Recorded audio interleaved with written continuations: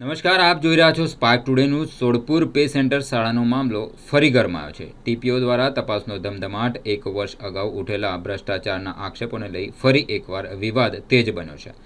અરજદારો દ્વારા આપવામાં આવેલા આવેદનપત્ર બાદ તાલુકા પ્રાથમિક શિક્ષણાધિકારી દ્વારા સોડપુર પે સેન્ટર શાળામાં સત્તાવાર તપાસ કરવામાં આવી રહી છે। સોડપુરના સરપંચ કરણસિંહ ઉદયસિંહ સોઢા પરમાર સહિત અરજદારોએ શાળામાં થયેલા ભ્રષ્ટાચાર મામલે જિલ્લા વિકાસ અધિકારી આવેદન આપ્યું હતું। પે સેન્ટર શાળા સોડપુરના તાત્કાલિક આચાર્ય અને હાલ પેટલી પ્રાથમિક શાળામાં ફરજ બજાવતા નરેન્દ્ર પટેલ સામે વિવિધ મુદ્દાઓ અંગે આક્ષેપો કરવામાં આવી રહ્યા છે।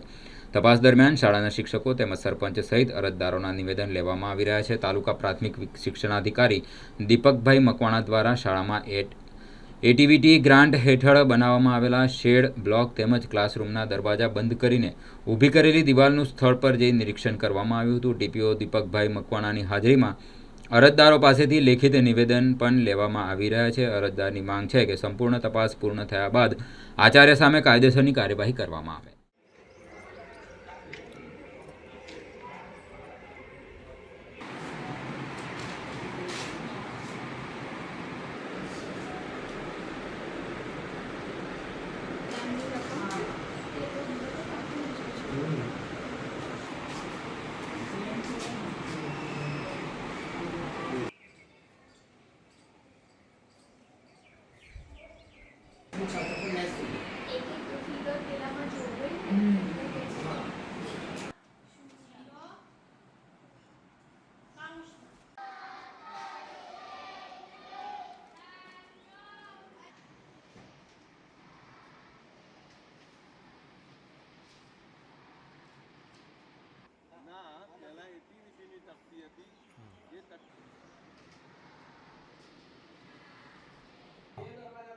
ये बंद कर देता।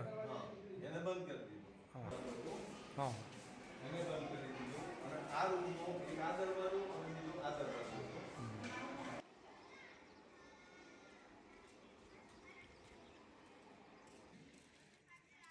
बस એટલે અહીં પહેલા બ્લોક આવું બતાવે હેણો આ બ્લોક બેસાડેલા જ હતા। અંદાજે એમ કે ભાઈ 80 બ્રાસની આજુબાજુની બ્લોકની એમણે એક બેહાડ્યું નહીં કે કશું કોલપી કર્યું નહીં। હા હું સાહેબ સોડપુર ગ્રામ પંચાયતમાં સરપંચ તરીકે ફરજ બજાવું છું। મારું નામ કરણસિંહ ઉદયસિંહ સોઢા પરમાર અને જે પેટલી ગામમાં જે પ્રાથમિક શાળામાં ફરજ બજાવે છે નરેન્દ્રભાઈ સાહેબ, જે અમારી શાળામાં પહેલા આચાર્ય તરીકે ફરજ બજાવતા હતા અને તે સમય દરમિયાન એમના સમયકાળ દરમિયાન અમારી પ્રાથમિક શાળામાં એટીવીટીનો શેડ અમારી પ્રાથમિક શાળામાં એટીવીટીની ગ્રાન્ટમાંથી શેડ બનાવેલો હતો।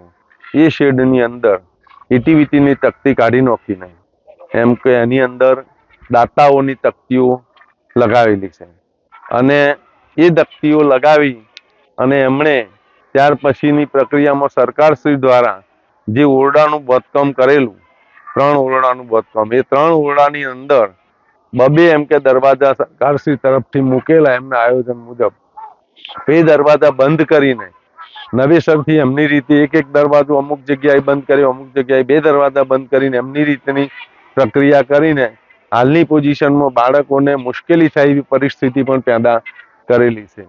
બીજું કે અમારે અહીંયા આગળ સોડપુર પ્રાથમિક શાળામાં ભાઈ શાળાના ગ્રાઉન્ડમાં ફ્રોન્ત સાહેબની ગ્રાન્ટમાંથી બ્લોક બેસાડેલા છે, પછી અમારા તાલુકા સભ્યની ગ્રાન્ટમાંથી બ્લોક બેસાડેલા છે અને અમારા ધારાસભ્યશ્રી તરફથી ની ગ્રાન્ટમાંથી પણ બ્લોક બેસાડેલા છે અને આ બ્લોક બેસાડેલા હોવા છતાં એમણે 80 બ્રાસ બ્લોક માટેનો ઓર્ડર આપીને પૈસા ચૂકવેલા।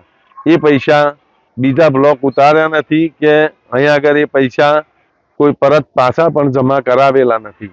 તો આ બાબતે યોગ્ય ઘટતું કરવા માટે અમે રજૂઆત કરેલી છે। પહેલા ડીડીઓ સાહેબને અમે આવેદનપત્ર આપેલું છે અને એ આવેદનપત્રમાં પણ બધું લખેલું છે અને આજે પણ તાલુકા કક્ષાએથી જે તાલુકા શિક્ષણાધિકારી સાહેબ ને આવેલા છે એટલે એમને પણ અમે વાતચીત કરી અને લેખિતમાં અમારું નિવેદન પણ એમણે લીધું છે અને એમણે કહ્યું કે આ બાબતે યોગ્ય ઘટતું કરીશું અમે।